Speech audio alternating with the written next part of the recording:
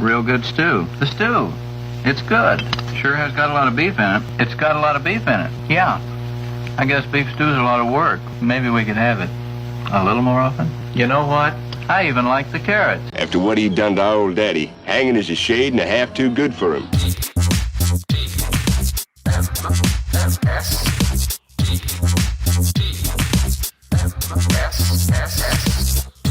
The Morning Stream. Steady as she goes. Number 2.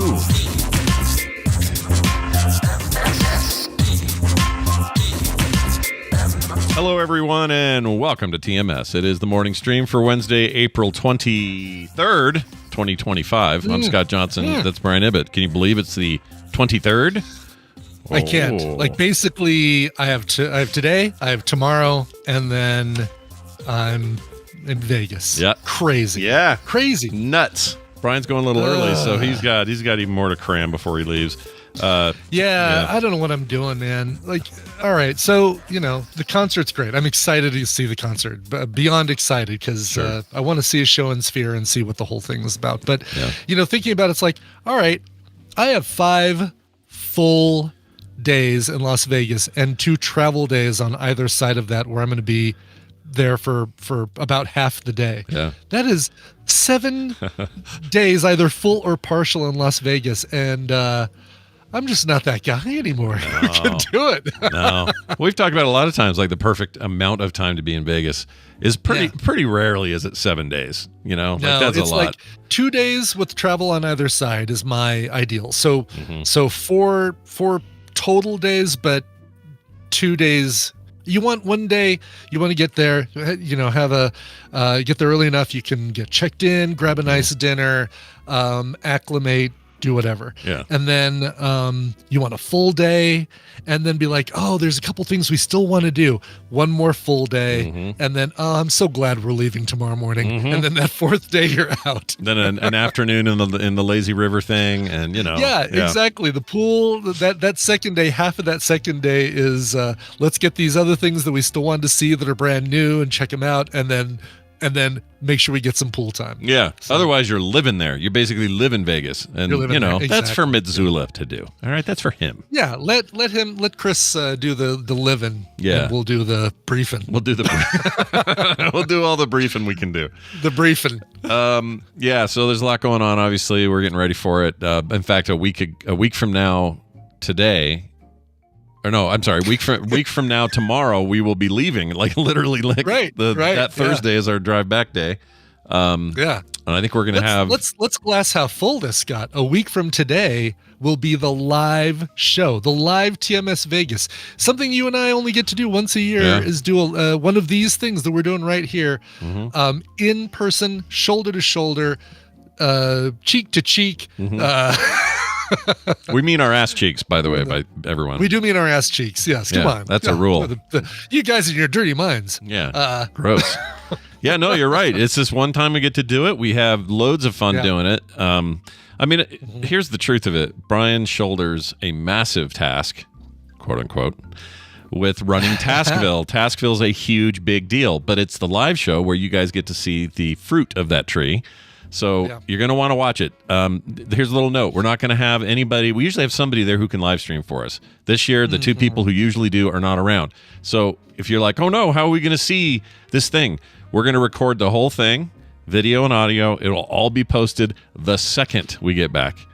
And you'll have the whole thing. And the good news is that those videos will include the direct video from Taskville. So instead of seeing a video of the screen that's going to have some but bleed from the lights above and things like that, and audio won't be great and all that, but you'll actually have the high quality video that Hammond and KT Data are editing to make Taskville look as great as it is. Are they going to bleed any audience reaction sound into that video? Do you know? Or absolutely, yeah. They did last time, and because it's fun, but man, it's more fun when you hear the audience laughing at the crazy stuff you guys are saying.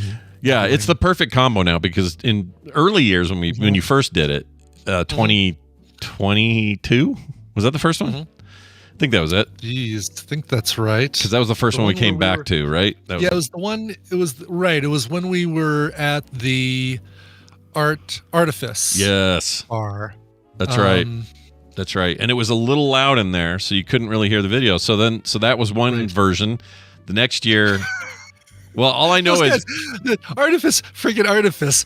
They're like, oh yeah, you need to bring your own projector. I'm like, oh okay. So I haul the projector we use is a TV downstairs here in the basement. High, DLP, HD, whatever projector. Takes up a lot of space in the suitcase, all that stuff. Brian's flying. He's not driving to Vegas. He is flying to Vegas with a damn projector. Yeah. Yes. And so I get to Artifice. We find some amps and some shelves and put my tripod on there with the projector on top of there, turn it on, and there's the silhouette of something in the way of the top of the screen. What is it? Oh, it's Artifice's projector, which is built in there, which they could have just said, oh, bring a HDMI cable and you can connect to ours. That place is not around anymore. It's not Artifice anymore. It's now something different. Is it still a bar, or is it something else? I think it's still a bar. It's nice. It's a decent space. Like, I like the space of it. It was a really unusual setup, though, because you had the bar in the middle, which separated seating and tables and things like that from the actual venue. Right. So you couldn't be sitting at the tables and watch what was going on, and by that same token, you couldn't, if you had people over on the other side, you couldn't communicate with them while you were watching the event. It was really, it was an interesting layout. But first Gummy too is when we did that show for me. Oh yes, I remember that. Yeah. Yes, I was wearing a shirt that was too tight. I remember a lot of things about that one for some reason. That's right. You know what it was? It was because it was our first time back after COVID, and it was just a weird. It was weird. It was a little weird because we were just like, everybody was getting back to, all right, we're together here and. Okay, everything's fine, right? Everyone's okay. It was a little bit of that vibe going on. It's very strange. Right. So Artifice is now a private club that I guess you need a membership to go to. Whoa, so what is this? Q Barry, because he's gonna. How do I do this? Yeah. It's called the Doberman. Doberman. I'm not sure about. Interesting. In the glittering here's their flowery text. In the glittering constellation of Las Vegas bars and clubs, Doberman isn't a flashy supernova, but a cool, steady ember. Tucked in the heart of downtown Las Vegas, Doberman is a social room for the sharp and curious, a den for the city's secret savants, the visionaries, the figurative, and or literal mountain climbers, the streetwise hustlers. It's where conversations crackle like desert lightning and ideas flow like vintage bourbon. Holy set to a soulful soundtrack. Wow. They go to OpenAI for that? They get that off GPT or something? This is the kind of thing that AI is going to fix. Check out these drinks, though. My gosh, this is something you might want to put up on the put a link. Put up on the screen. See what we got here. Oh yeah. There we go. We'll talk about each of these because it's a nice slow. Okay, so that one comes with what looks like a little Japanese thing. That one's got Captain Crunch on it or something. Something like that. It keeps changing. Then there's no buttons to pause it. Yeah. Nope. You just gotta. Are these shakes? What are these special drinks? No, these are cocktails. Okay. What the hell's that? That dirty slice old of thing. Blood orange there. There's a nice. That looks like just your standard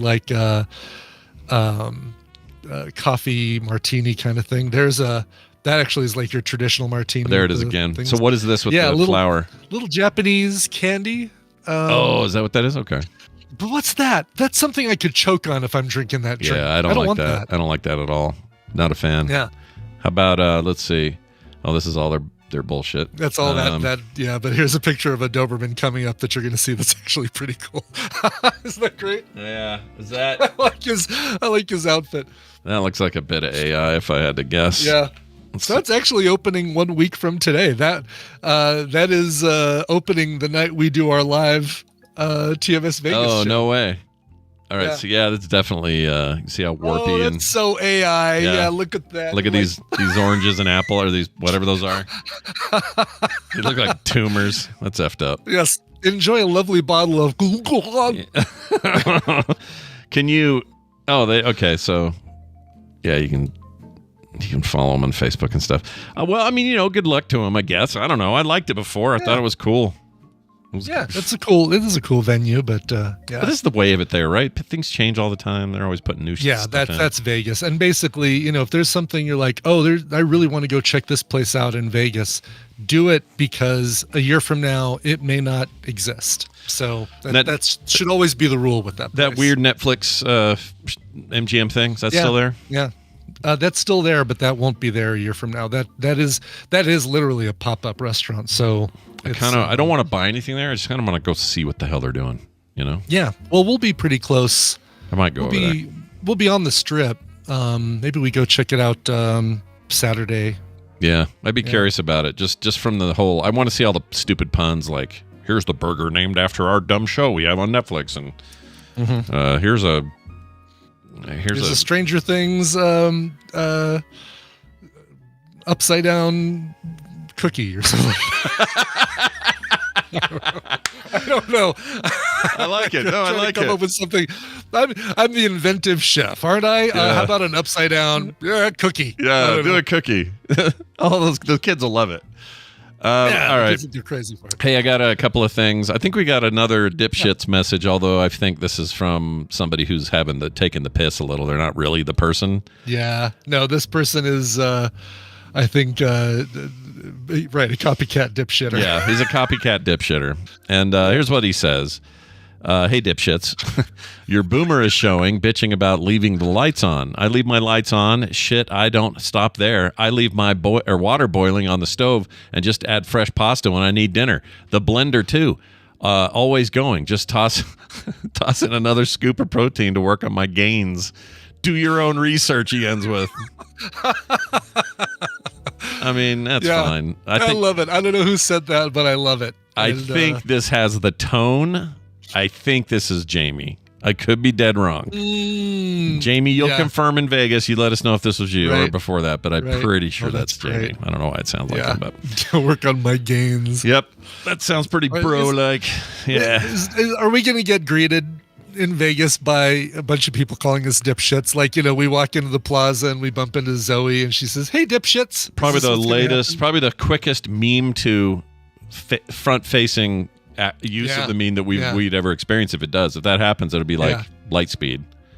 Or is me bringing it up going to prevent it? That's a good point, because now it's too cool. Now it's like, we know it's not edgy. Right, exactly. If it would have grown organically, it would have been better. But now that I've brought it up, no, I've just blocked it. You just uncooled it, man. X. On that same note, Mac Addict, who I think is in the chat today. Anyway, he says this. He had a little thought. He says, on motion sensors on lights, there's a newer technology called millimeter wave that is so sensitive it essentially can sense your pulse even when bounced through walls. I have a few in my home automation system. That seems like it would go on and off all the time if you had a cat, though, or something. Yeah, any sort of animal, or a plant that opens up during sunlight and closes it when it's dark. Yeah, that's kind of crazy. Also, I don't know if I'd like the idea of something that can sense my damn heartbeat. That's weird to me. You know what I mean? I'm not saying it's like only bad. Work on Finnish people? Yeah, no kidding, right? You need to have really translucent skin. Actually, this might be perfect for me now that I think about it. Yeah, there you go. Yeah, but that's interesting. That's wild. So he says you have to play with the sensitivity like crazy. He says Mac Addict. So there's probably ways you can tune it to be best suited. Yeah, but something that can actually go through me and go, that's a human. His pulse is going. We can feel his heartbeat. I feel like I would always be aware of it, even though you can't feel it. I would always be walking in that room going, "Oh shit."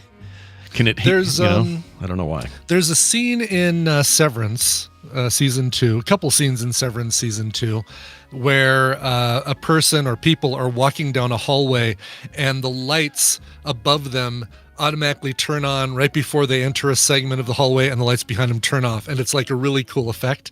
I want that for the whole house. Like, I want it to, like I said before, sense something on my watch, Bluetooth or RFID or something, my phone, and just automatically as I move through the house.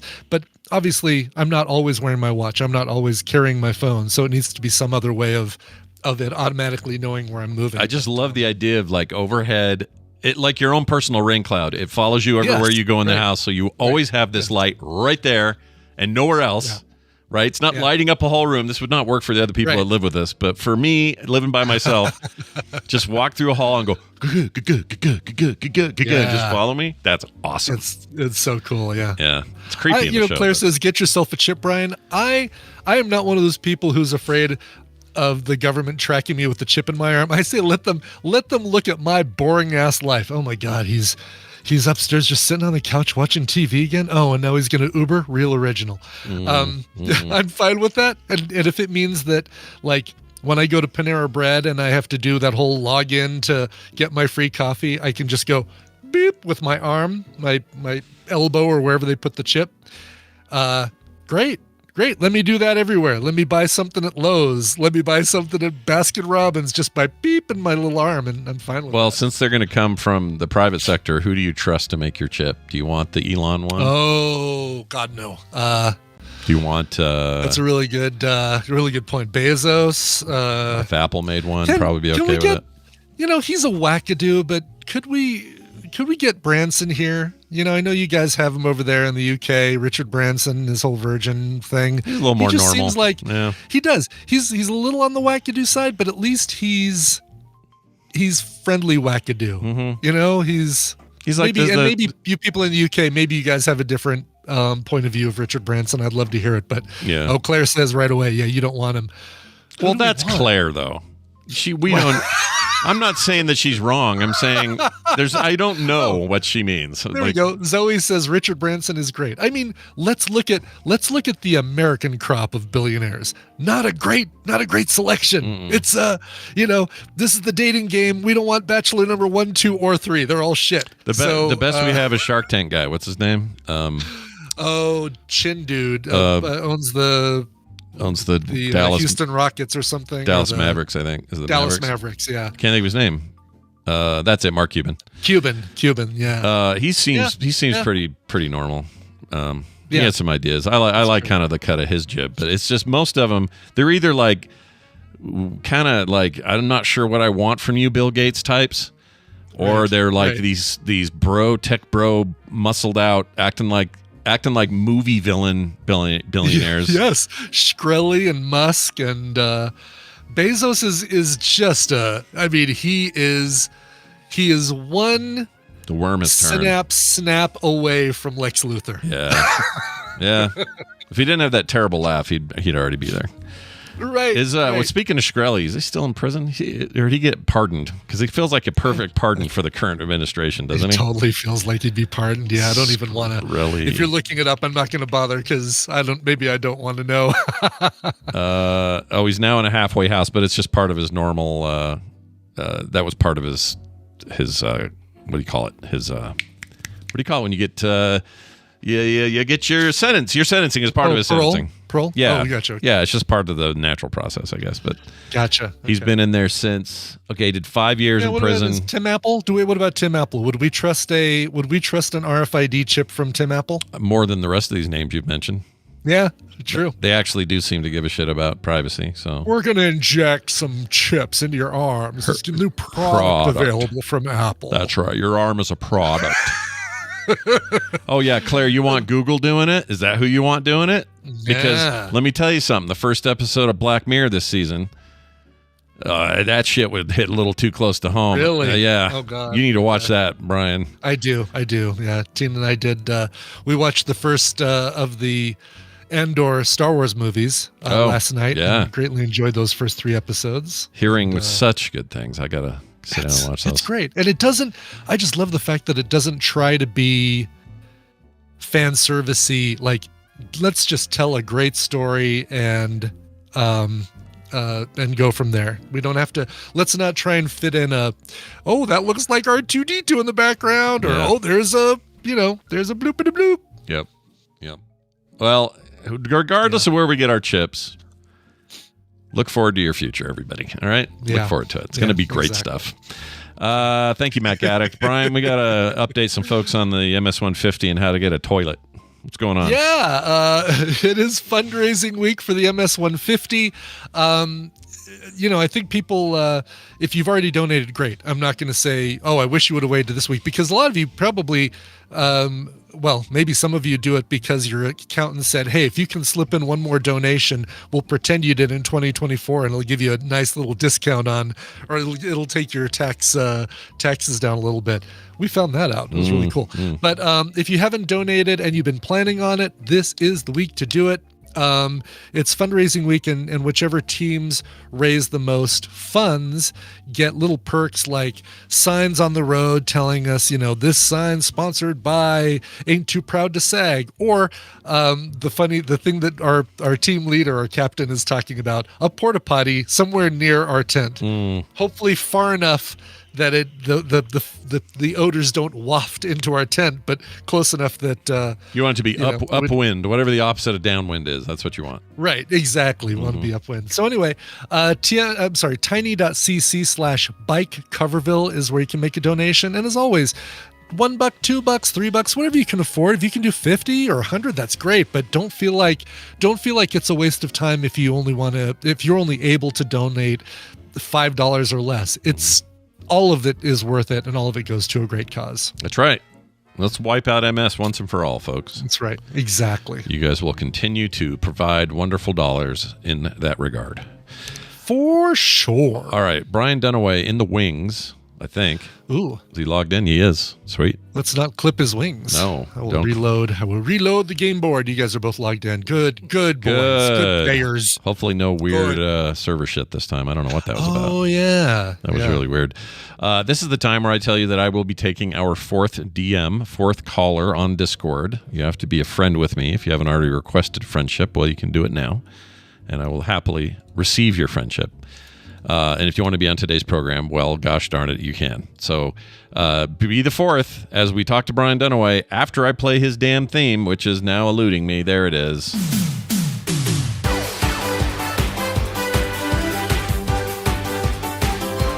Hey, look who it is. It's our old pal, Brian Dunaway, joining us from South Carolina. Hello, Brian. How are you?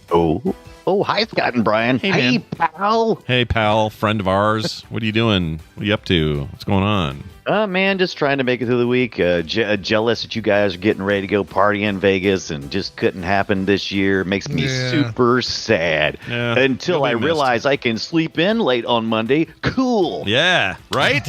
Wait, why? Because you got sleep. What do you mean sleep in? Like, it's 11 o'clock your time when we pull you in for half-asses and Tadpooly feud. You're not sleeping until 11. I gotta get up and do calisthenics, and I gotta get ready. Yeah, I gotta do that whole Rocky thing where I run up to the statue and punch a couple of times. Eat a glass full of raw eggs to prepare for Tadpooly feud. I can just really slouch out. What are you? Are you my uncle Tom or whatever his name was? I can't remember my uncle's name. Your Uncle Tom. What a weird, unfortunate name. We called him your uncle. I think his real name was Tom, but we called him Uncle Tubby. He was that's even better. And what's funny about Uncle Tubby? He wasn't like a fat guy.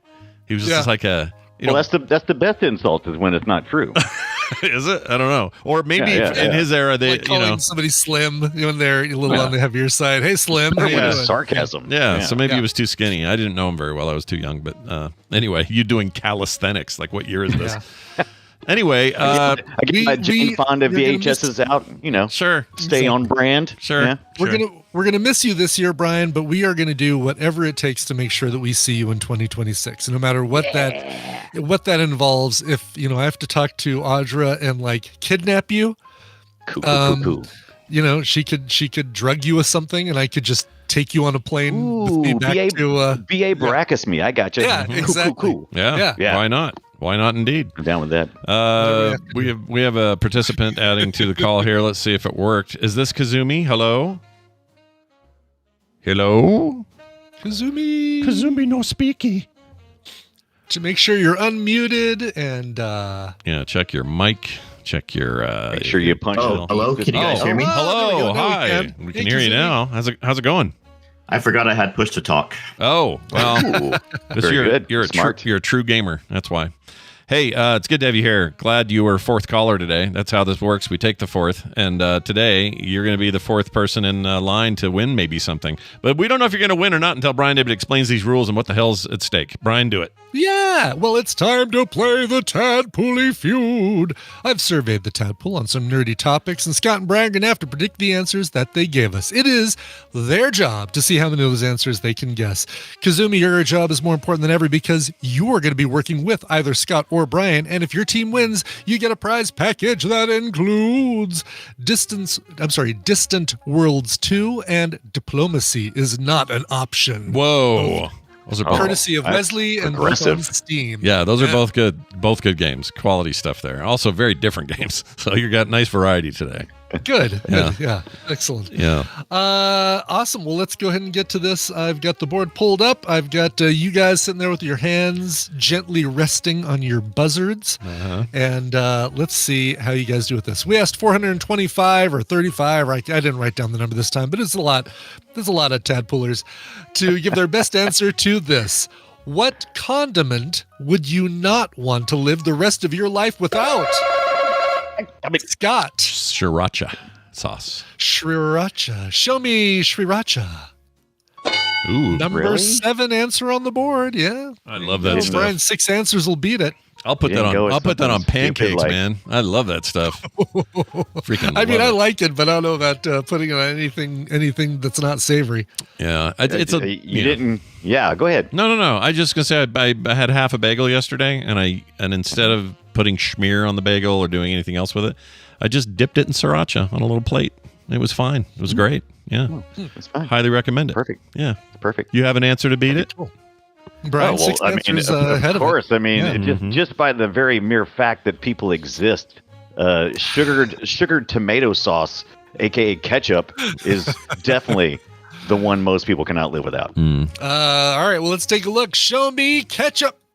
Sugared tomato paste. Number one answer on the board. Yeah. 81 people out of the 400 and whatever said ketchup, which means that Brian, you get control of the board and you get Kazumi as a partner. 2 of you are now working together.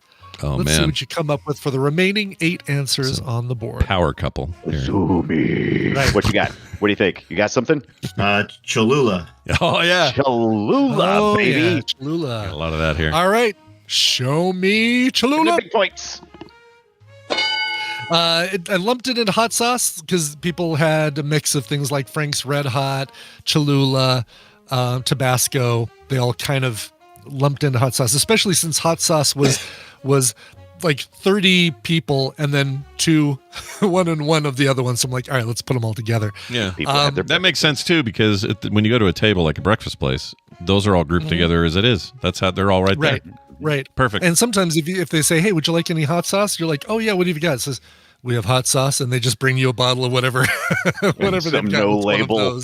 Right, exactly. Yep. All right. You guys are doing it. Isn't it the darker it is, the hotter it is? Isn't that usually the rule of thumb? With hot sauce? I don't know. I think it depends on the peppers, right? Because there's some green peppers that are really hot. Yeah, and Chipotle hot sauce is usually like smokier and earthier and darker than regular Tabasco. Yeah. And I don't like regular Tabasco, but I love Chipotle Tabasco. Oh, I'm just Chipotle connecting Tabasco. 2 things that don't connect. Good. I got you. Yeah, no, it's fine. You do that all the time. But Brian's right. That Tabasco in that form, there's nothing like it. Whereas regular Tabasco, I'd rather dump that in the lake. It's terrible. It's not good.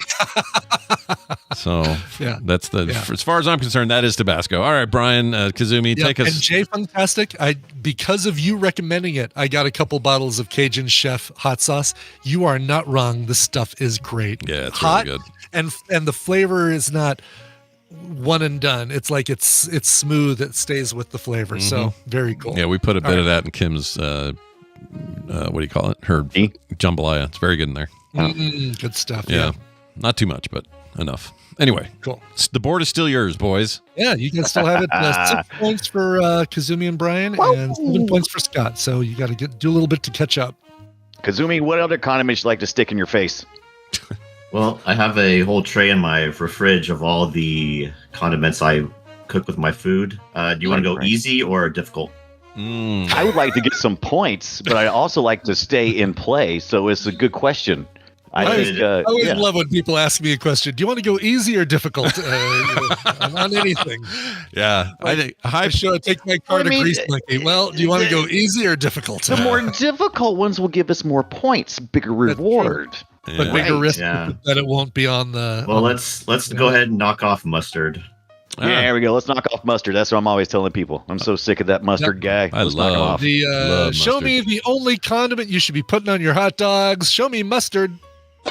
So not mustard and ketchup? You don't want both? Nope, just mustard. Just mustard on my hot dog. That way You like it taste chili? a hot dog. Chili's great on a hot. There's so many things that are good on a hot dog, but let me tell you, Brian's right. Ketchup is bad. Do you like chili? Yeah. I like on chili, your hot dog? and I'll do a chili dog outside the Tasty Freeze, but I also like Chicago dogs where they put all that extra stuff on there. Yeah. So if you're going to do one condiment, mustard, nothing else.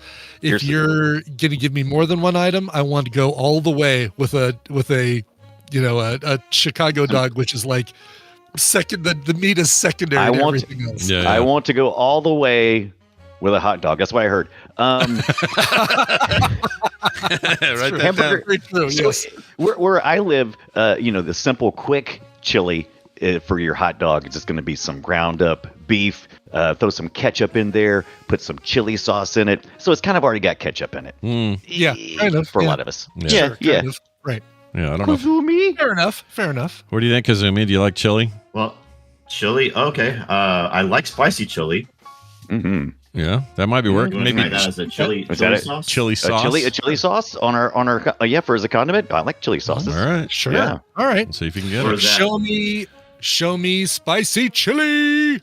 Oh. No. But I would have given you if it was higher in the list, and it definitely should be, crispy chili. Like you can get these jars of stuff we've talked about on TMS before. These jars of stuff that are like it's garlic crispy with So good. chili and oil and stuff. That stuff is incredible, and that it should be way higher on the list than it is. Yeah, I agree. We have a big bottle of that in the fridge, some Korean stuff. So good.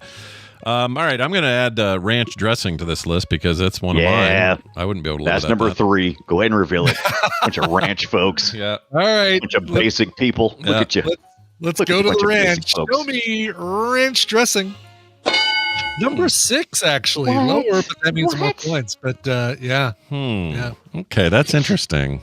I don't know why. I don't know what I thought that would happen there. All right. People do use that with everything too, right? They'll dip their pizza into that. They'll put it with wings. They'll have it with salad. Oh, Yeah, God, we're- it's obscene. It's obscene what people do with ranch around here. It belongs in Obscene. salad where it started, where it belongs. Damn it. That's right. Every deep fried thing you can get at the Iowa State Fair comes with a side of ranch, probably. Rightly so. You know, it kind of broke down like that, right? They started with like, okay, I'm going to eat a little healthier. I'm going to eat my pizza, but I'm also going to have a salad with a little ranch. And then eventually it was like, forget the salad. Just give me the pizza and the ranch, and I'm good. Yep. Do you think it started because people had a little bit of ranch dressing left in the bottom of their bowl from their salad, and they said, "Ooh, let me wipe some of my pizza in there." Yeah. And, Now that's good. I do that. doing I do that with That's bread. I do that. I do love my ranch. I'll put it on almost anything. Oh, Yeah. I'm learning that Scott likes to sop stuff up. He I would do. make a really good southerner. I'm a He likes to sopper. sop it up. I like sopping Yeah. stuff, and I also like crispy stuff. So give me the combo of like a nice crispy piece of garlic bread and some leftover ranch. I'm in. I'm all in. Yeah. All right. I'm gonna say. Salsa should be on here. I don't know why it's not. Yeah, let's go. Let's do it. Salsa. Salsa. Not just a condiment, but a dance. Show me salsa. Yeah, that's a good one. 8. Ooh, good That's a- points. that's some 21 good points for points. Scott. 8 points. I think we can run the board regardless. I think that's what's going to happen here. I think you can. I looking at what's left on the board, you guys still have 5 strikes left between the two of you. You guys can totally knock this whole board out. I'm a little surprised how low it is on the list, though. I thought that'd be higher too. And I will say, just because somebody in the Tadpool asked, I lumped spicy mustard, gray poupon, yellow mustard, all in honey mustard, all into the mustard category. That is the right way to do that for sure. No, it's the worst mustard sauce ever. Well, Putting all those together like that, gross. well, don't put them together. Yeah. But I'll eat any of those on a hot dog. All right. Honey mustard? Yeah. Oh, yeah. That's not a problem. Okay. I'll do that. Okay. I mean, it's maybe not my first choice, but I'd do it. Let's see here. Let's fly to the Asian part of the world and put a little soy sauce on our business. Soy sauce, please. Sure, soy sauce. Absolutely good for dipping your. They tell you not to do this. They tell you it's not traditional. But dipping your sushi, your nigiri into soy sauce, they say is bad form. You're supposed to use that stuff very sparingly. No. Whatever. Not in my house. I put my wasabi in there. I put enough wasabi in there that it's like God. it's an opaque mixture, and then I dip my nigiri right into it. Yep. Show me soy sauce. Scott again, running the right side of that board. Number 9. Jeez. 30 points now, which means Dang it, Kazumi. It looks like we're going to have to. the only chance you've got is to run the board. All right, that means we can work together if we want. Boy, I'm tempted to do one that I know a lot of people actually kind of hate. But oh, really? Yeah, I'll say it. I'm just thinking of jury, but strong emotions. Let's do mayonnaise. Yeah, strong emotions. Hellman's or Dukes? Neither. We have out here. We have what's the one we have out west, Brian? Miracle Whip. Not Miracle Whip. That's the Hellman's. Not Hellman's. Hellman's, Miracle Whip. It's Dukes. Another brand. Well, Miracle Whip's not the same as any of those. Not even mayonnaise. Yeah, right. I didn't. For the record, I did not lump Miracle Whip into the mayonnaise because it is a different thing, and I'm telling you this because it's so far down on the list that I'm not giving you anything. It'd be a miracle if it was on there. Yeah, Miracle Whip is gross. Best foods? Is that the one we have out here? Maybe I forget. Bring out the best foods and bring out the best. Yeah, that's it. I think I'm thinking of that. They're singing. We're in big trouble. Yeah, I think that's it. All right, so yeah, mayonnaise. All right, show me. Don't hold the mayo. I'm scared. Okay. It is number 3. Yeah, jury's not here, and it's funny how many people said screw jury mayonnaise. I couldn't live without mayonnaise for the rest of my life. Yeah, and they're right. A couple people now I'll tell you, white bread mayonnaise. bologna. Oh, sorry. Yeah. Go ahead. Oh, a couple of people mentioned the best mayonnaise to get, which is Kewpie mayonnaise, which comes in that weird little I Dream of Genie shaped bottle. Genie? Genie. Yeah. I Dream of Genie. I Dream of Genie. Yeah. That's going to be a title.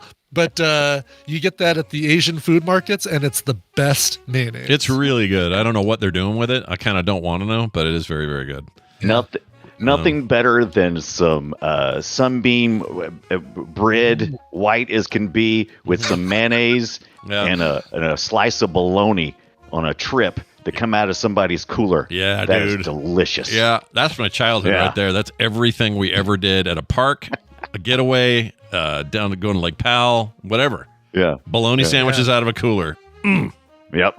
People are saying, a couple people saying Duke's mayo. I think I need to try Duke's mayo. You haven't tried Duke's? Oh man, Duke's is a different world. I think Duke's is very regional. I think I don't know if you can get it here. That's us. We eat nothing but Duke's here. Yeah. Right there, Greenville, South Carolina. So you can open your window and probably smell Duke's. Yeah. Yep. From your, you know what? Duke's You mayonnaise. can see it from your house. Duke's mayonnaise is French for John Wayne's sperm. I don't know if you knew that. Oh. Wow. Yeah. Interesting. Yeah. Well, it is kind of tangy, so I could see that. Yeah, just a little. I don't want to know why you know that. All right, moving on. Let's go with relish, I suppose. Another hot dog favorite. I don't like it personally. I'm not a big fan of relish, but minced pickles, right? Is that what that is? Yeah. Mm-hmm. Yeah. Yep. Not my favorite thing. It's fine though. Show me relish. I'm shocked by this. We're back in, Kazumi. We're back in. Yeah. Damn, dude. Relish, close, number 14 in the list. I relish the thought. Yeah. Nicely done. All right, so there's no way for you to catch up, but you can. Oh my God, this is getting bad. You guys are a bunch of. I can't say that. So you can't think it. You can't do it. You were supposed to top it, and you didn't do it. I'm sad. No, I couldn't do it. You're a bunch of I see. The only way I could have really emphasized, and that would have been bad. The only way for Kazumi to win is if you guys run the board, so you mustard get all of the remaining answers. Bingo! There you go. That was it. That's what we were looking for, guys. All right, give us your best shot for 4 and 10. Right. Any other dressings that might be on there? Blue That's what I cheese. was trying to think of. I would thought like like honey mustards and that kind of stuff. But Ibit said he put that in with the other mustards. What do you think? What do you think? What do you think? or- Yeah, blue cheese or Catalina or Blue something like cheese that. dressing. Oh yeah, blue cheese and is that not just ranch dressing for a lot of people? No. Like chunks. No, It's I'm definitely just not. saying. no, it's blue. It's blue Barbecue cheese sauce. dressing. Have you looked at this board? There are not people with much discretion. All right, it's, It's what the tadpole Is says. Miracle Whip the How same about- as mayonnaise? No. No. but how about some barbecue? Everybody puts my house smells like barbecue every day because I use that Maurice barbecue sauce. That every day I come home and I'm like, who's been eating the barbecue? That's sauce? actually a great answer. I think barbecue sauce is it. Yeah, barbecue sounds good. Yeah. Mhm. All right. Do it. All right. Let's get to it. Show me BBQ sauce. It is number 4. Absolutely. Yeah. Okay. I'm gonna go. Yeah. I'm gonna go out on a limb and tell you guys that you might get horseradish at 10 or 11. I don't know that for sure, Ooh. and I don't want to put you in a bad place. I'd really like him to win, but I'm just saying it's possible. Did you lump horsey sauce, Arby's horsey sauce, and horseradish together? Did you do that? I would hope so. Is that, I would have if anyone would have said horsey sauce, which Man. nobody did. Although I do like me some horsey sauce on my Arby's Dude, for sure. dude, that's Yeah. delicious. I love if horsey you're at sauce. Arby's, like I know it isn't good horseradish, but when you're at Arby's, no. Right. of course you're going to because it's fantastic in the context of Arby's, which But if is you- a very if you're specific feeding me a context. steak, Yeah. If you're feeding me a steak and you give me, like, if I'm at a restaurant and I say, "Oh, can I get some horseradish?" and you bring me the creamy stuff, I'm gonna send it back. Say, no, raw Yeah, horseradish. Brian's Oh my gonna god, have everything you just said was great. Brian's Bring me gonna the creamy stuff.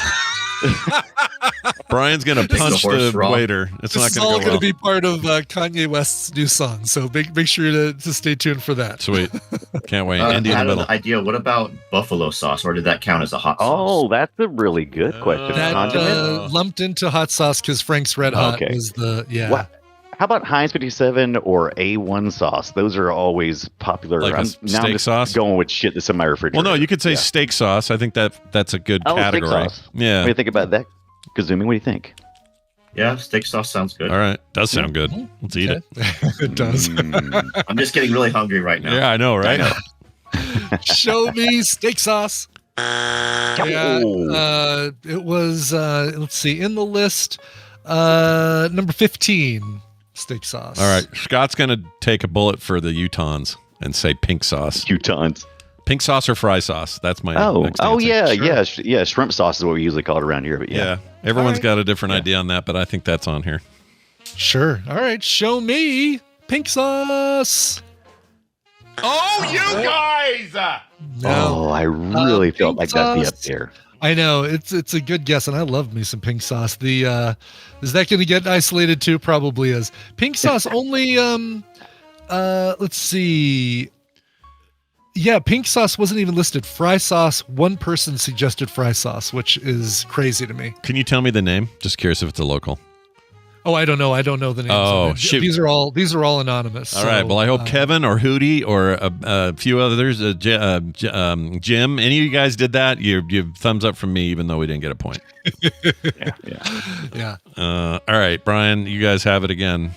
Yeah, one answer on the board. The Big 10 and the bonus 11 hasn't been suggested either or selected either. So I just had some yum yum sauce earlier. So maybe That's Oh, good. Yum Yum is Yeah. good. Is it? Yum yum sauce. Well, can I ask Yeah. a question of the judge? sure. The judge. Can most of these come in a bottle? You squeeze them out or pour them out or something. Yes. But some people might consider like, oh, there's a garnish on this, or there's I don't know. I'm trying to think of a better like like you go to a I Korean will place, they tell got you- bowls of that stuff, right? Yeah, actually, I will tell you that the number 10 answer and the 11 bonus are not things that come in a like squeezable bottle. bottle. These are not. Okay. These are not sauces that you I would pour Mm-hmm. or. I was thinking about that. I'm like, was it Squeeze out Chick-fil-A on- sauce or, like the sweet and sour sauce from McDonald's? I was trying to think about all the. All the bad eating What you habits of our people- listeners. Yeah, yeah, look, yeah, exactly. I would actually, Yeah. I would actually say you're going to be closer if you either. This is just a hint, and I'm not. It's not my turn, but I would say like kimchi. your turn. I'd do kimchi, Always or my I turn. would do Always my like turn. daikon, or I would do. I mean, kimchi Daikon seems like alley. kimchi seems like a really safe bet to me. And so now, after saying that, I have no idea. I haven't seen the list. Now you guys make your choice. Do what you want to do. But you do know that these two things are not in squeeze bottles. That's important. Yes. So a spoonable thing. Yeah, possibly. Spoonable or spreadable,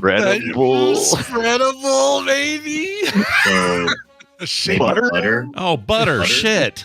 Of course. Butter. Maybe. That's a condiment. Say butter. Butter. Yeah. Dunaway doesn't have butter in a while. Butter. Oh, that's a great guess. Let's see if it's on there. Show me butter. Yeah, number 10 answer. Better butter. I was worried, with one strike left for each of you that you might get hung up with like horseradish or kimchi, both of which should be higher on the list. I don't think you guys actually even guessed horseradish, but that should have been way higher than it was. Yeah, there you go. All 10 answers. Number 11 was your if I told you it was shakeable, would that tell you what number 11 is? Salt. Salt. Okay. Really? Yeah. Okay. Yeah. Yeah, condiment, seasoning. I don't know where the line is on that. If it's You need it to live, right? You gotta have it. You're still putting it on Right. something to add flavor to a thing. That's correct. kind of like a condiment and a seasoning. And also some of these hot sauces, especially the thin ones, those are just adding flavor / seasoning. Soy sauce basically is salt, watered salt. Yeah. Watered salt. This is that whole is a hot dog a sandwich argument. Basically, you can Kind of just is, make yeah. everything whatever you want. Yeah. Kind of on that same note, number 13 is pepper. Number 16 is honey. Honey's a great one, especially like hot honey, which also had one mention. Mhm. Cheese, somebody said, which you think, all right, maybe You're not condimenting necessarily wrong. Yeah. But if you think of maybe nacho cheese, that kind of is a condiment. Oh, I can yeah. see How that about being- How about easy cheese, Scott? How about some of that. That would aerosol? absolutely. Yeah. We talked about easy cheese for a while back, you and I think easy cheese counts. Absolutely. Yep. Vegemite. We pretty much can guess what region of the country somebody submitted that one. Cane's sauce, which is it's kind of like your fry sauce, but from Cane's. Coffee creamer. Gochujang or Gochujang. Never say that right, Gochujang. but I think that counts. Yeah. I don't either. Horseradish, way down on the list. Kimchi, also surprisingly way down on the list, knowing what people like here. Marinara, Marmite, McDonald's Szechuan sauce, pepper jelly, pesto, Pepper jelly's good. sambal. I'm guessing sambal oelek, which is I guess more of a seasoning. than Sambal sauce. oelek. Yeah, we have a bunch in our here somewhere. Carter loves that stuff. Oh, I do too. Sauerkraut. Ooh, I love let's see. sauerkraut. Give me a hot dog with sauerkraut. Yeah. Yeah. Or brat. Yeah. Yeah, Sweet brat. chili sauce, Taco Bell mild sauce. That's so me. That's so me. I'm such a wuss. Tuna fish. Okay. I'm not sure what somebody's thinking a condiment is, but okay. Vanilla vinegar. What's this here sauce or Worcestershire sauce? Worcestershire Or sauce. Chestershire. Yeah. And finally, my favorite, wasabi. Oh, wasabi. I am not a fan of wasabi, but I respect you for having a wasabi. Wasabi. It's kind of offensive what we're doing here. All right. Hey, good job, everybody. This means Kazumi walks away a winner and we cleared the board. That's always a nice thing. Congratulations. What are you going to do with your big winnings? You going to install them immediately and just play immediately or what? What are you going to do? Yeah, I'm going to instantly install them. And I just want to say, Scott, I miss you in the core guild. Yeah. It's been a while. I've missed Raid a ton. I'll keeping be back. Your mom in our prayers, and my grandmother's going through something similar right now. So Well, thanks, it's man. rough. No, I appreciate that. I miss hearing your voice in chat over there, and having me screw up as a tank so that you have to start over and wipe a lot. But don't worry, I'll be back at some point. That will happen. Thanks for playing. Thanks for being here, and may all your drops be good. Bye. All right. Plentiful. Hey, Dunaway. Hey, Scott. We don't know what we're doing yet for Play Retro as far as timing goes because it's all weird with Vegas, so we don't know. But something may happen. It may not happen. We don't know. We'll keep you guys informed. But if something does happen, here's a tease. Yeah. Here's a tease. Maybe we watch an episode of Silverhawks. I mean, I'm not saying it's going to happen. Don't want to promise anything, but maybe the patron supporters get a little love. maybe a little something. Yeah. little Silverhawks. A little poke in the night never hurt anybody. I don't know what that means. See you later. Kiss our butts. All right. He's out. We're going to take a break now. When we come back from said break, it will be time for Tom Merritt to shine. Yes, that's right. His only chance during the day to to shine. To shine. He'll be on here talking some tech. That'll be fun. I look forward to him whenever he's on. Oh, absolutely. Brian, we need a song, though, before we can do any of that. Let's get to that. How about a song? This one comes from Australia. Rising Australian pop star Orlando Collin is set to release his highly anticipated new single, Don't Worry Baby. It comes out today, or came out yesterday, for his birthday. Happy birthday, Orlando Collin. This is after his debut EP called Leave Me Bleeding, which did really well on the charts, made it to number 10 in the media-based rhythmic indie chart, number 1 spot on the global radio indie charts. This is some good stuff. Here is Orlando Collin with a K, Kallen, and Don't Worry Baby. The quality of the casket and of the embalming. The lifelike appearance requires time and art, and the chemicals come dear. The particulars are in your bill. You are a diamond of the first water.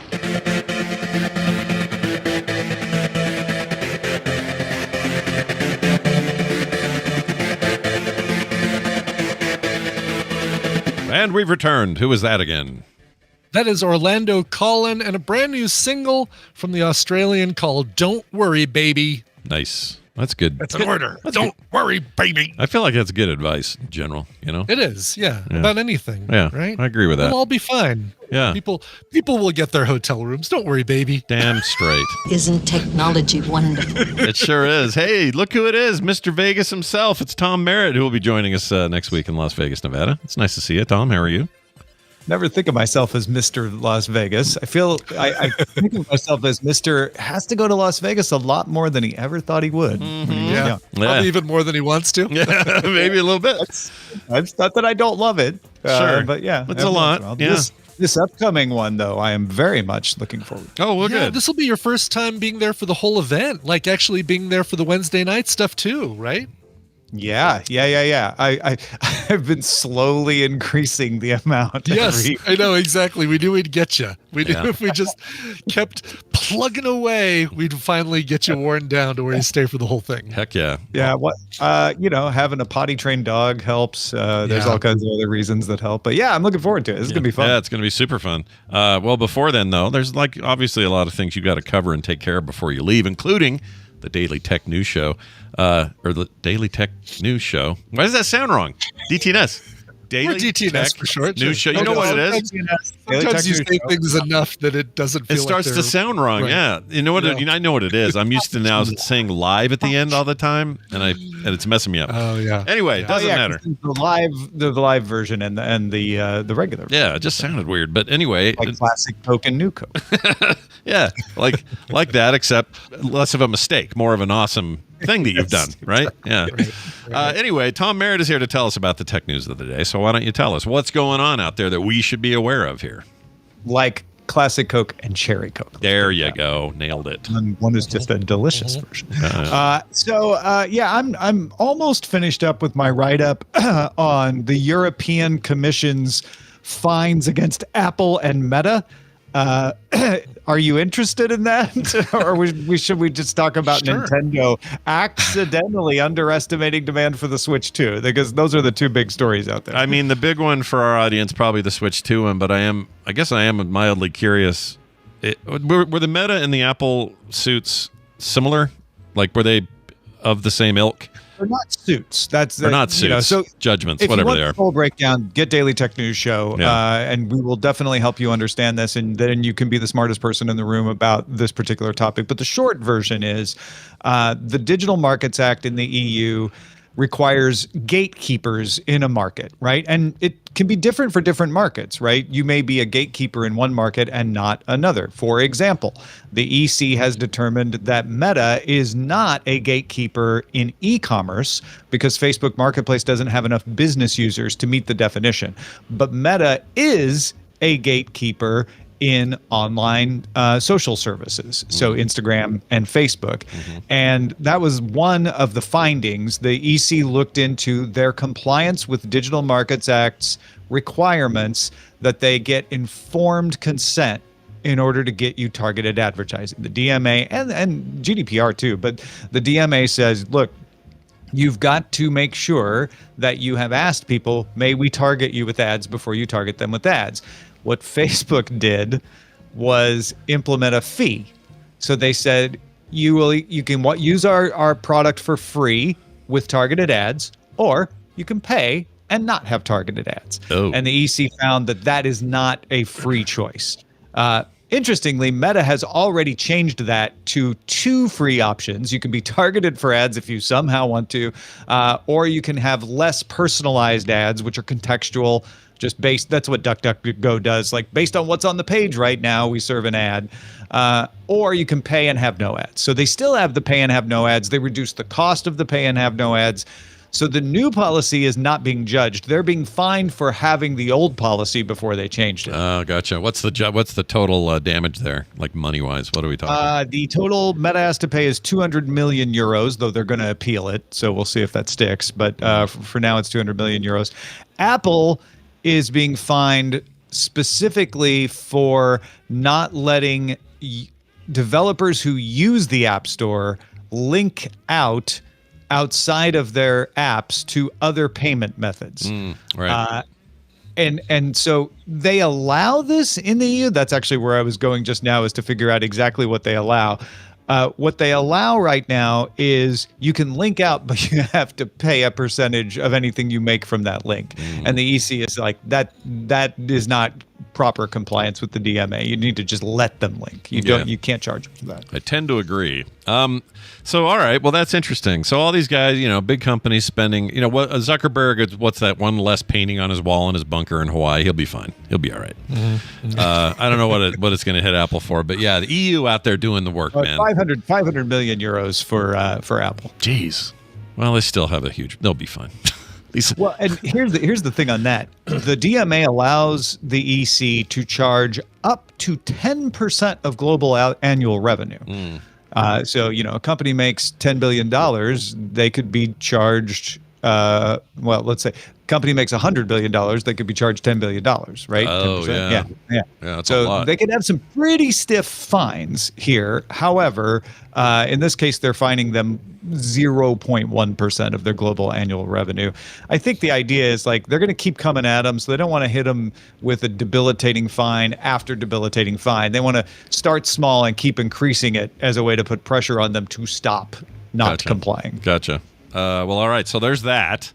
But now the real meat and potatoes. Why on earth did Nintendo underestimate the demand? Because that sounds insane to me that they. Yeah. Right. I doubt they did. So the question is, why are they saying that? I imagine it's an exercise in knowing it was going to be a high demand, having a complex global supply chain anyway, and dealing with the current confusion over imports and exports. They probably have less flexibility in their supply chain than they used to. So theoretically, and this, I don't know this, I'm just going off of the things I do know to make an educated guess. Theoretically, in the past, Nintendo makes all their Switch 2s in Vietnam and then ships them around the world to wherever the demand is. So they don't have to know exactly which market is going to have how many sales. They know that generally it's going to be around this much. And if one market is lower, another market might be higher, and it averages out. Right now, as we know, they had to switch. They had to send a bunch of Switch 2s to the United States ahead of tariffs, just in case. Even though some of those tariffs have now been lowered, and that means they don't want to send them back out of the U.S., which reduces flexibility in the supply chain, which means, well, we've got this much for Japan. That's what we got. When we get more orders than that, what do we do? And maybe one of the things they decided to do was be shocked that so many people are ordering Switch 2s. Oh my gosh. Because I guess in theory it's still sort of true that you underestimated what part of your supply chain would receive the most demand. But it's not quite the same as underestimating consumer demand, right? It might not even be underestimating. It might be saying, in order to make sure we can avoid tariffs, we're going to have to undersupply certain markets. Yeah. Because we won't have the flexibility we had in the past. Yeah. Well, that's interesting. I think they're going to do, is it today? No, tomorrow's pre-orders, or I guess tonight at midnight. you can order. You can pre-order your Switch. Yep. They were supposed to send out emails to people based on, I don't know what that was about. That you could basically show you went to the site and said, yeah, I'm interested in that one with the bundled Mario Kart thing. And then they were we'll let you know about early access to maybe buying it pre-orders before. Thanks for being a member, whatever. And then I've heard nothing about that. I wonder if that all got just shoved to the side. It was no longer. Guess what? We can't give anyone early access. Yeah, that could be. Because that was all prior to the 9th, which was the original date for the pre-order before it all got kiboshed. So I don't know. And I would be shocked if once they had to move the date, they were like, yeah, we're not going to be ordering. We're not going to be enabling early access. That's just not going to happen. I want one, and I need one actually for Core. We need it for the show, so that's how I'm justifying it. But I'm not really all that. I'm not interested in like jumping through hoops to make sure day 1, minute 1, midnight. I don't think I got that in me. I'm going to let it be what it's going to be. That's part of the story. How available are these going to be? Or are they already gone? Are we going to get them later in the year?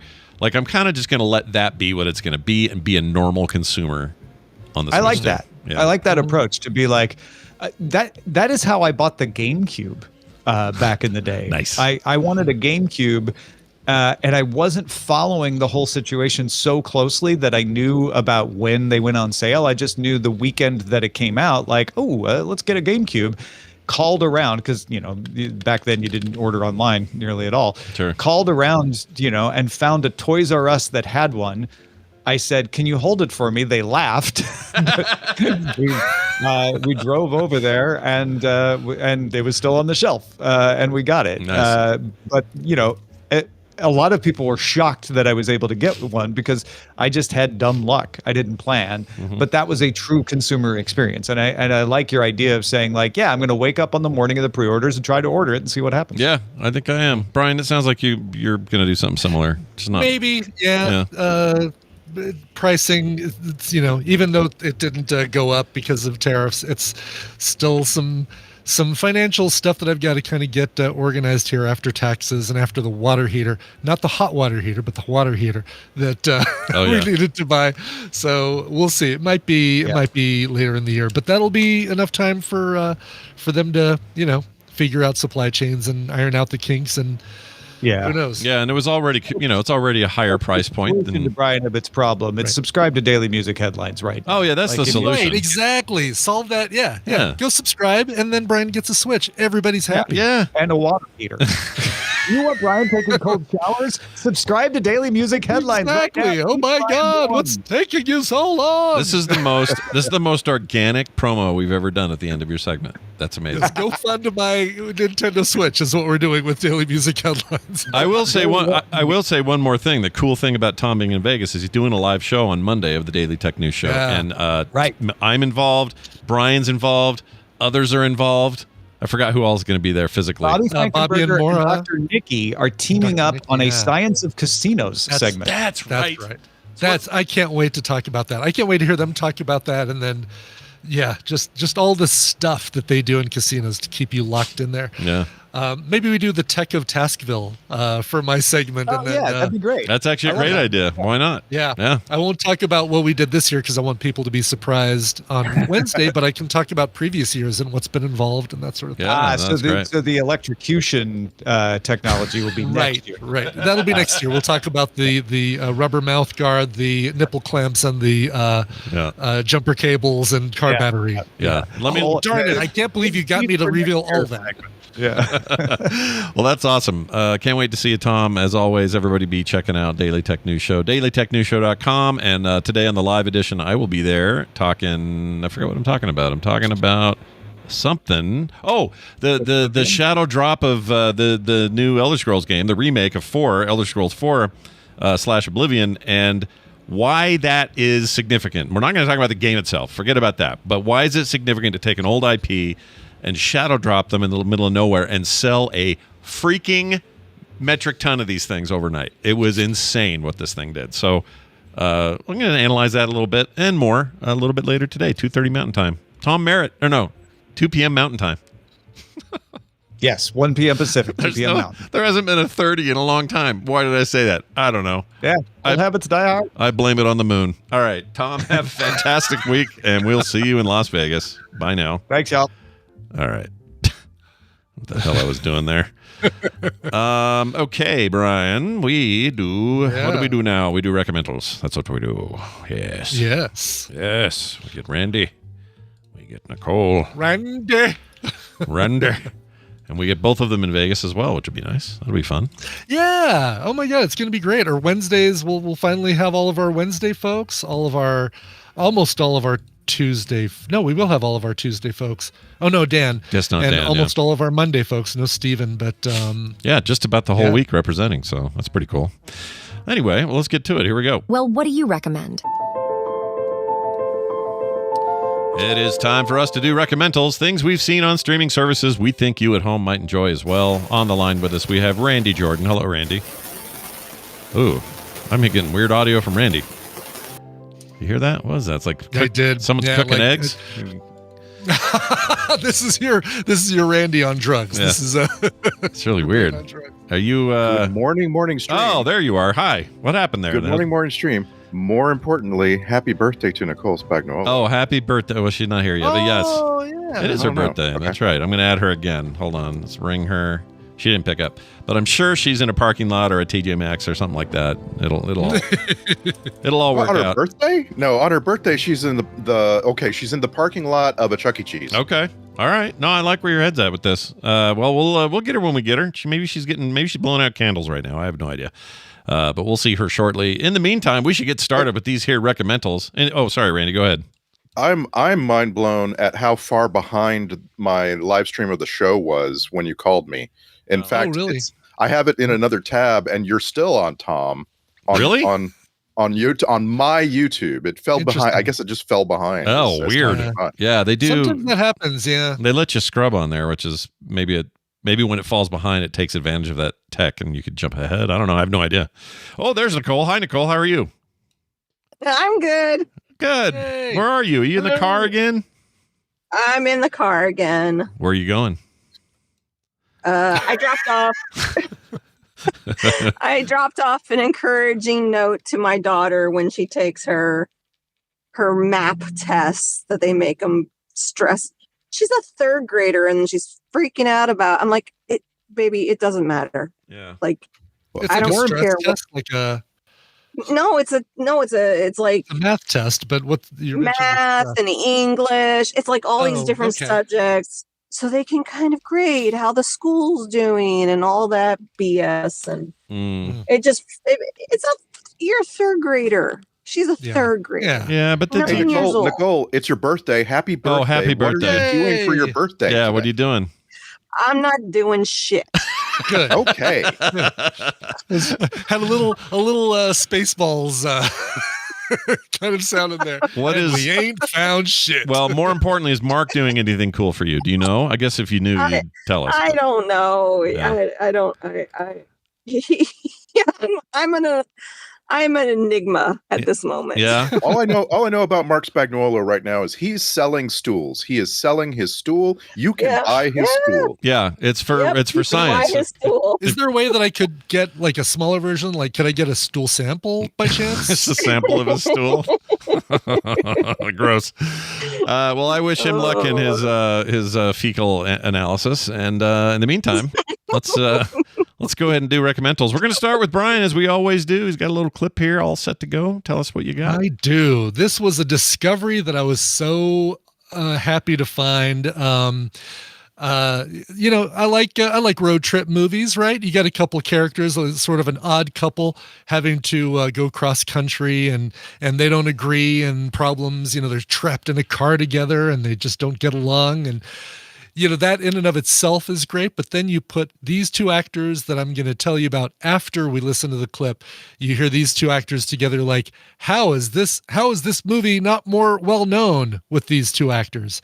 By the way, you're hearing what happens after one of them is trying to gives up trying to kill the other one, or who is hired to kill the other one doesn't do it. Oh my gosh. Is the setup. Is unsuccessful in his task to kill them. Unsuccessful in killing the other one. Correct. All right, Yes. here we go. You can't do it, can you? Doesn't look like it.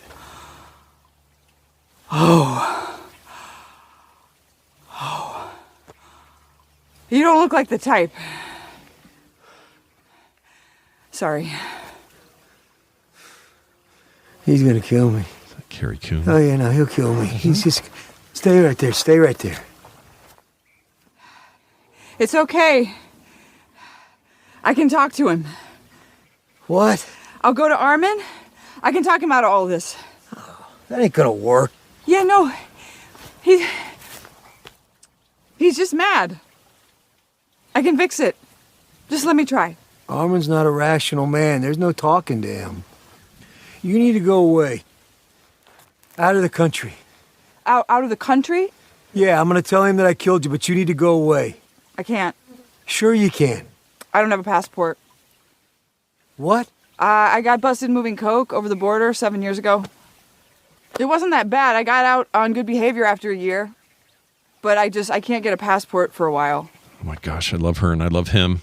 Shea Wiggum, right? Is that Shea Wiggum? Shea Wiggum, yeah. Like, love him. How am I just now finding out that there is a road trip movie starring Shea Wiggum and Carrie Coon, two of my favorite. You see these people in movies and you're like, all right, I'm in for some good stuff. They were last together in season 3 of Fargo. They were in the same season. Oh, were they really? Yeah. Okay. Yep. Didn't realize they crossed like that. Yeah. Anyway, this is a 2024 film called Lake George. There are two films that came out in 2024 called Lake George. Don't get the two confused. This is the one that is... What's the other one? The other one is more like a gangster... I don't know, like much more of a darker film. This is a much I was hoping it was like a monster film, like right, kind of like George. Yeah. Nope. Wait, you wanted like the creature to be named Lake George? Is that what you're saying? No, I think she wanted the creature to come out of Lake George. I'm with the George would be in the lake. Yes, that's exactly. That's what I'm saying. Yeah, I want that too. That's what I want. I'm George. I'm George of the Lake. Evil George. That's amazing. I'm sorry, I sidetracked it. Oh, that's all right. Let's just hope, at least they've covered it for 2024. There's still time in 2025 to get your Lake George monster movie, Nicole. So Shea Wiggum plays a former hitman that he or just got out of jail, right? Just put in 10 years in jail, came out, and is getting hired for the quote unquote one last job by Armin, this this mobster boss, to kill Phyllis, who's played by Carrie Coon, an ex-girlfriend, old flame kind of thing. And Shea can't do it. This all happens in the first few minutes of the movie, so not a spoiler. Happens in the trailer. The fun is the fact that these two go on a road trip together to kind of get her somewhere safe so he doesn't have to kill her, but also, maybe get something, a little money along the way, and what they have to do for that. This is your perfect combination of action, comedy, and a little bit of heart. There's some very touching moments. Shea Wiggum is getting on in years and isn't in the best of health in this film, and so you kind of got to take it easy. I love his IMDb photo, by the way. It's great. It's like get the Patrick thing on the scarf. Right. Yeah. And he just looks so irritated that he has to have his picture taken. Like, yeah, did you get it? Are you done? Yeah. He strikes me as a guy who maybe doesn't like this part of Hollywood. He just wants to act. Right. I could be dead wrong. It's just the impression he gives, No, but I get that too. This is currently airing on Hulu. I'm the one lone Hulu choice this week. Everybody, all the rest of you guys are all Netflix. Oh well. I just got to say, man, Scott put up this picture of Shea Wiggum, and the subject matter here has me thinking about A Real Pain. He looks just like a combination of those two people. Like you took Jesse Eisenberg and Jesse Eisenberg, yeah, and smashed them together. And that is so weird. That's not too far off the mark. You're right. Now I can't unsee it. Great. This is fantastic. Right. Oh, so true. That's really funny. Yeah. That's great. Anyway, it's this is one that somebody recommended to me and I hadn't even heard about it. but after watching it, I'm like, how does nobody else know about this? It's got a 96% critical rating on Rotten Tomatoes, but there are so few people who've seen it for an audience rating. There is no audience rating. It's less than 50 reviews. Did this even go to theaters, or would this go straight to Hulu, or do we know? It went to the Tribeca Film Festival. Okay. So they tried to get it out there. Got released. Yeah, did it get released? Limited theatrical release December 6th of last year. So it did go to a few theaters, but these small personal films, they just don't get the exposure that they used to. It's true. Yeah. Yeah. And super low budget. So the director is a guy named Jeffrey Rayner. And I don't know what else he's done, but they used his car for for filming, as well as his sister's house in California. Love for it. filming. Love it. So, like just feels like it's straight a month out of film school that they're having to do this. But this guy's done a ton of stuff. He's directed Blood and Concrete, The Sentinel, Haunted, a couple episodes of Friday Night Lights, Caprica, Trauma. Mm-hmm. Yeah, a lot of TV. A lot of TV. High Fidelity series, Surface, Homeland. Oh my gosh, he was an editor on Basketball back in '98. Holy shit! Oh, he also worked on Fargo. Oh, he worked on Fargo. That's probably how he hooked up with these Probably guys. the season. Yeah, probably the season that. Yep, looks like filmed him in 2015, which would have been 3. How old do our kids have to be before we show them Basketball? Also Orgasmo. Those two movies. Orgasmo, save it till they're dead. No one wants to see Orgasmo. Oh, but okay. Basketball, I think I'm 17, 18. Okay. I think you'd all be right, good. Thank you. Yeah, no problem. I've always got that info right Hey, here. how old should my kid be before they start playing BioShock? 14. The first time I played it, I was like in my 30s or something, and I was not old enough at that point. I was not ready for BioShock. You weren't ready for the Little Sisters thing, probably, or whatever they were called. Well, yeah, I'd say 14, Mateo 15. started playing it. Oh, how old is he? What is he? Mom or not? What is he? 12 now? 11? 12? He's 13. 13. He's probably okay. But he's like, oh yeah, probably fine. Well, I've already warned him about the Little Sisters, and I've told him what to do. Yeah, they're a little freaky, and the first time you see them, for sure. Yeah, the main thing is. By the way, I did a little bit of digging, and it's funny. He actually, Jeffrey Rayner actually directed some 2015. What season is this? Season 2. Kirsten Dunst, Jesse Plemons, Ted Danson, Gene Smart season of Fargo. Oh, that's season 2 was. then. So that's the one set in the 70s. Yeah, that's my favorite season. Yeah, that is a great season. Nick Love Offerman, Patrick Wilson. It was an amazing season. Kristen Milotti. That's so good. I could watch that again right now. I might actually have to. I'm looking at this cast. I'm like, I forgot what a great season that was. So it's incredible. Yeah. Yeah. So good. The show's good in general. All of it's great, but that season in particular just really sticks out. So good. Nicole has the giggles, and I want to know why. Yeah, what's going on? I'm watching the chat, and Talia James says, when TMS is older than a person, LOL. I mean, technically, TMS was older than a person 5 minutes into our first episode. That's true. Yeah. That's true. We don't know that person, but yeah, 2011, it's been enough time for a bunch of kids to start. No, we started. I thought was it 20? I thought it was 2009. No. Film Sack was 09. That was Film Sack was 09. and Lazy was 09. Yeah. And Movielicious was 09. We started Film Sack 2 months before my kid was born, so Film Sack has always been older than that person. Oh, that's cool. Wow. So that's right, because Recommendals came after Movielicious. Yeah. And that's right. It was birthed of Movielicious. Yeah, it was pushed from the uterus of Patrick Beja, is how I always like to put it. Well, this movie sounds great, Brian. I'm signing me the F up. I want to watch it. One more time, it is streaming on Hulu. It's called Lake George, Shea Wiggum, Carrie Coon. Make sure that's the one you watch. And the tagline is, there are no clean murders. Is the other one bad? The other Lake George? No, I have no idea. Okay. Let me curious. see what its rating is. It didn't even come up when I searched for it, but maybe I missed it. I guess actually it says 2025. It is based on true events. 4 years after a heist gone wrong, a released convict and a well-to-do father-to-be must come up with $100,000 in one night, or a family member will be executed in prison. 9.2 out of 10 on IMDb, but it is a foreign film, so it'll be easy to keep these separate. It'll be easy. Yeah.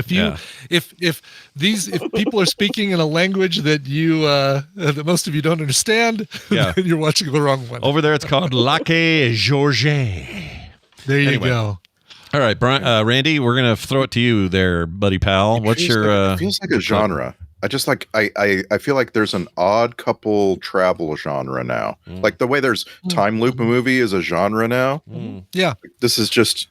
Feels like haven't we always had it though? Like we had Midnight Run. I mean, Midnight Run is probably the closest thing to Lake George, just planes, because planes, trains, and automobiles. I mean, these are all criminal. And you could go all the way back to like what 48 hours. I know there's got to be like 60s and 70s ones like this too. Yeah, I'm a fan of whatever the genre is. I like it. It's good. I mean, Natural Born Killers is an odd couple travel. Oh yeah. That is a travel movie. Sure is. Yeah, I really like the thing. I like that the Odd Couple has become its own thing. Like, and I realize that I'm super late to this. Like, this has been going on for 50 years. But like, I just like that you can just say we're going to make a TV series that's the Odd Couple, but they're brothers, and you have 2.5 men, or the Odd Couple, but it's a gay man and a straight woman, and you have Will and Grace, right? It's just so many. Batman and Robin. But you're saying the Odd Couple road trip specifically, though, right? Yeah, the Odd Couple travel movies. I find very, very. I like compelling. those too. Oh yeah, Romancing the Stone, Jewel of the Nile, those two, sure. Yeah, for sure. I'm trying to think of what the earliest one that I know of that I've seen is of this. Maybe Midnight Run feels like. Midnight Run's an all-timer, man. That's such a good movie. It really is so good. Was it 88, 87? The In-Laws is a good one too. Mm-hmm. That's not bad. It's not travel. There was one with it was a weird combination. Not Benicio del Toro. Yeah, maybe it is. Yeah, you're thinking of the chase, right? Like they're in the car and then they have sex in the car. It's the Vegas one. Johnny Depp. You're thinking of the Fear and Loathing in Las Vegas. Fear and Loathing in Las Vegas. Yeah, that's it. Oh no, that's not what I'm thinking of. That's not it? I think I'm thinking of a movie called Chase. Oh. Yeah. I don't know. Anyway, who cares? It doesn't matter. Speaking of travels, with my recommendal this week, let's go to your recommendal this week. Yeah, my recommendal this week. I'm taking you far away from where we are, far to the north, all the way to the north in Canada, and watched a wonderful and very heartwarming show. I think I watched it with Kim Johnson. Yeah, she definitely watched it as well. Yeah. That's true. This is new on Netflix. What you're about to hear is a young woman who has a child, dropping that child off at her mother's house to watch her for the day. Hey! Good luck, Mom! Mom? Hey, you said you were dropping off Bun at 10. I'm sorry, I'm early. It's just that... Hi, baby. I'm applying for a job today. A job? Yeah, why is that weird? What was that? I have to open up the shop. Bun? No, give me that. Let's, you can turn the lights on, because I'm tired of fixing your parkas. That's all you're getting. Yeah, what do you call this one? What's the name? What is this? Of North. North of North. Oh, I have this in my list. I almost started watching this. I'm glad I didn't. Yeah. And that was Anna Lamb going to, like I said, drop her kid off with her mother. She, at this point, the very beginning of the first episode, has never met her biological father, although she's about to. And she has, she's she's very young. She's about 22 and already has a 7-year-old, if that tells you something. Oh wait, no, actually they state that she's 26. Yeah, they say it. She's 26. Yeah, in this show. Yeah, and then her whole world unravels. She lives in a tiny town in Nunavut. It was this is the whole point of the show, was to feature Inuit actors and to feature Inuit workers. This show takes place in an actual town in Nunavut, and all of the costumes and all of the set design are done by locals. So created, directed, written, all of it. It's all big group. I mean, there's a couple of actors who are fish out of water in this thing, but for the most part, right? Yeah, all the creative. The one you'll recognize is Mary Lynn Raxgub. Yeah, and Mary Lynn Raxgub is like she's cast to be the non-native person in the town, and of course she's like city manager. So that tells you something. It's a comedy. It's very funny. Yeah. And like I say, it's very heartwarming. This show is just nice. It's just like it goes in your list of shows like Schitt's Creek and Kim's Convenience that you're gonna watch to relax and take your mind off things. I agree. Quirky inhabitants of the town, that fun part of it, but they also touch on some, like, I don't know, hardcore issues about Inuit life, but also, there's some heavy drinking going on up there and trying to break away from that. And they're not afraid to do that stuff, I guess. In the very first episode, they go seal hunting, and like they don't pull any punches here. The way these people live is put on display. Mm-hmm. It's not, we're not whitewashing how life goes on the Arctic Circle. Yeah. And it's amazing. Like I say, it's dirty at times. Like there's a whole segment of this show that takes place at the local dump. Mm-hmm. Like it's just, this is a part of their lives is getting rid of stuff and piling it up at the dump in the snow. Yeah. And it's all airplanes and snowmobiles. That's how you get around. There's no other way, really. Except for one guy. There's no dogs. What?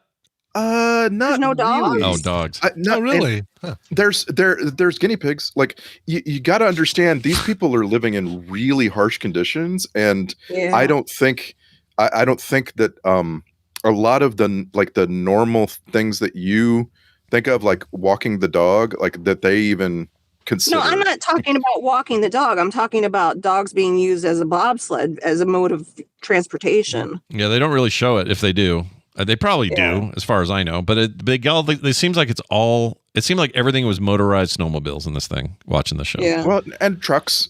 Some trucks, yeah. The main character drives a big truck around, and it's kind of funny. Yeah.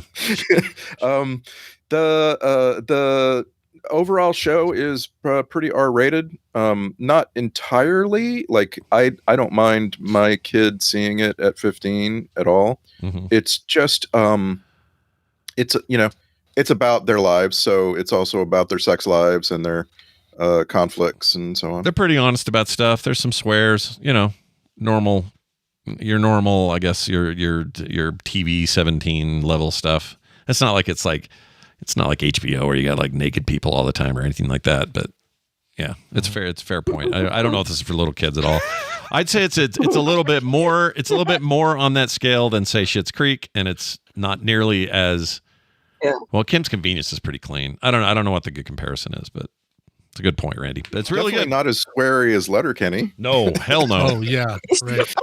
Yeah, which is weirdly heartwarming too. I don't know, these Canadian productions, Canadian actors. I guess she's from. Where is she from? Anna Lamb is from somewhere. She's from Nunavut. She is originally, right? But she ends up. Yes. She's lived most of her life somewhere in Canada. Well, that's in Canada too, though, right? I don't know my geography up there, but I think that isn't that town in Canada. Nunavut is a territory, yes. Okay. In Canada. All yes. right. And that's where all these folks live. But anyway, it's very, very good. And it's an interesting combination of like tradition and modern life, and then harsh conditions that to them just seem normal. And then half the cast were in season 4 of True Detective. So if you liked those actors, you're gonna see them all again. They're with the exception of the main First Nations character in True Detective, the rest, like everyone you meet, was in that series. In smaller roles. Yeah, including Anna Lamb. She was in there as well.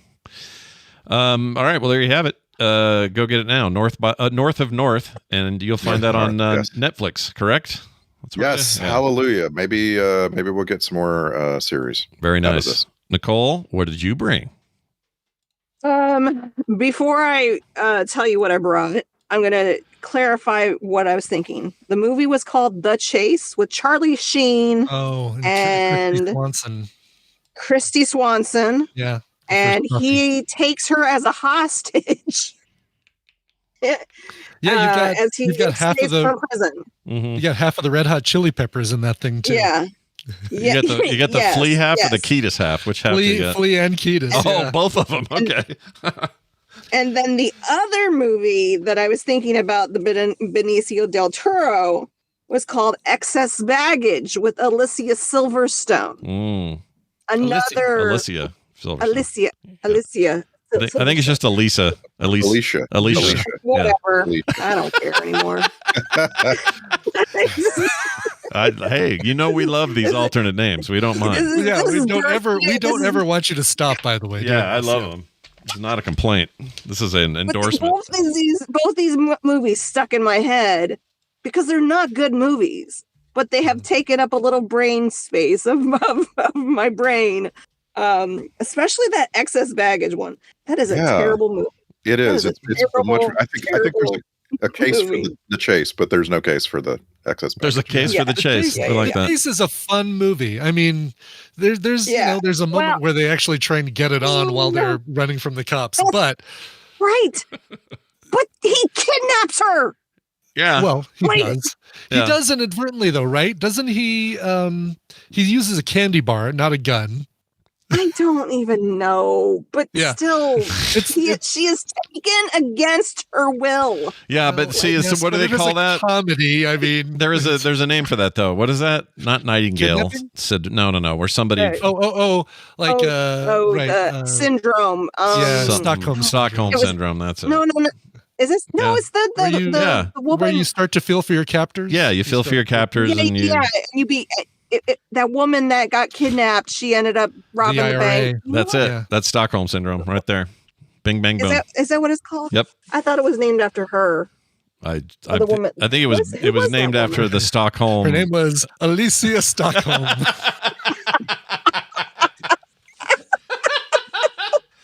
She's great. She's been around for a while, kicking ass, making movies. Alicia Stockholm. All right. Well, sorry. So those are your two movies. Now you got something real to tell us about, right? A real thing. So I didn't take yours because you already took it. But I'm excited to talk about what you were going to talk about in your segment. Mm-hmm. So I decided to recommend a movie that's coming out on Netflix on May 1st. It's an old movie. My best friend from college introduced it to me, and it is so stupid funny. I love it so much. I'm actually looking really forward to it coming out on May 1st. It's raunchy. It's silly. There's just, you can play if you can play the whole clip, because the whole clip is great. Well, it's like 4 minutes, so probably not the whole clip. 4 minutes? Is it 4 minutes? Sorry, 3 minutes. 2 hours. 2 hours. 2 minutes 58 seconds. It's still a little long, but I'll do a chunk of it. We'll see how long we get. Here we go. I'll play it. Strutting around big lots like it's bloom. I can't get over how much Tina Fey sounds like Julia Louis-Dreyfus when you're not seeing either of them. Oh, weird. Yeah, I could hear that. Mike, my wife loves this movie. This is John Cena's in this or something, right? Am I remembering that right? I think he comes in at the end. Yeah. Sisters. So we should say the name. It's called Sisters. Yeah, it's called Sisters. You heard the first part of it was Tina Fey. She is the more raunchy of the two sisters, and her other sister is I'm blanking her name. Oh, I want to hear you say it. Amy Poehler. Oh, damn it! I wanted to hear her pronounce it, Randy. I know how to pronounce Amy Poehler. It's just my memory's not so. No, that's all good. I was just hoping for something, but it's all good. We can't get them every time. It's fine. But so what you heard was they were in a nail salon, and Tina Fey's character is actually a nail technician. They're back at their home where they grew up, and they were known as the Party Sisters, and they always had the best parties. And Tina Fey was actually complaining about Maya Rudolph's character, who stayed in the town and she became a real estate agent, blah, blah, blah, blah. It's all small town, stupid stuff. But what's happening is their parents are selling the house. And so they came back because their parents are Diane Wiest and James Brolin, dude. I love those two. And this, I think, is the predecessor to Life in Pieces, where they are husband and wife in that sitcom Life in Pieces, which is the best sitcom, and I'm so good. And they're just James Brolin and Diane Wiest are just wonderful. And they're wonderful in this, and they have the same kind of relationship in this movie that they do in Life in Pieces. So it becomes about one last big party, and they're all in their 40s. So it's just funny. And so, hey, Juan, and because she goes, it's like, hey, Juan. Like, I love that this is the movie that found Greta Lee, because she is so freaking funny. Oh yeah, she's even awesome. when she's not trying to, like the morning show, she's not trying to be funny, but there's something about her that's so funny. Oh yeah, now I know who you're talking about. Yes. Oh, I love her. She's really, really good. I love her. I love her credit for this, because I don't actually know where it happens, but in Spider-Man Into the Spider-Verse, she has a voice acting role called Interesting Person Number 2. I just think that's great. But the cast in this in general, look at one this. Of the first voices you hear over and over and over again in Russian Doll every time Natasha Lyonne's day restarts. Oh, that's her? Hey, girlfriend. That's right. I didn't know that. I love her. Happy birthday, girlfriend, or whatever she says at the very beginning of every day. So this thing's got John Leguizamo, it's got John Cena, it's got a bunch of SNL people, Rachel Dratch, and a bunch of SNL people. Yeah. So have any of you seen this movie? I have, yes. I think I have. Yeah. Twice. You know what John Cena's role is. His character is called Pazuzu, and that's all you need to know. It may actually be the first time I saw him do anything in a film. I think it might have been the first I'd seen. Might be. Yeah. For me anyway. I mean, I'm sure there's other stuff. And you know how I said there wasn't going to be a second season of Peacemaker? Yeah. I was quickly corrected. And there's a second season coming out, and I am so excited. I thought we knew that, right? I thought we knew. That? Yeah. I didn't know that. Oh, okay. Oh, well, hey, Nicole, guess what? There's a new season coming of Peacemaker. Because we could have saved you a lot of sadness of thinking that there wasn't. I'm sorry we weren't there for you. I said it the last time I was here, and you didn't correct me. It was somebody on Twitter. I don't do Twitter. Sorry, the other thing. You mentioning it last time about it. Okay, yeah. All right. Either way, we're all just glad it's coming. That's all I know. I love that. Yeah, I'm just super, super excited. But yeah, Sisters is coming to Netflix on May 1st. Add it to your little. They have like some cool stuff where you can just like remind me or add it. They let you know. I think that's kind of neat. It is cool. They give you a heads up. But I'm gonna pass the torch to Scott because what I actually watched was what he watched. So I'm curious. I didn't watch all of it. Oh. I'm weird about this show. I'm very weird about I get it. There's things, there are ones, man. Like always, the shows that's like this. I'll just get straight to it. So speaking of shows like ours, TMS has been around since 2011. So has the show we're going to talk about. This is in its 7th season. And I watched the entire thing and really liked it. Here's our clip. You won't ever know how hard I fell for that girl. Like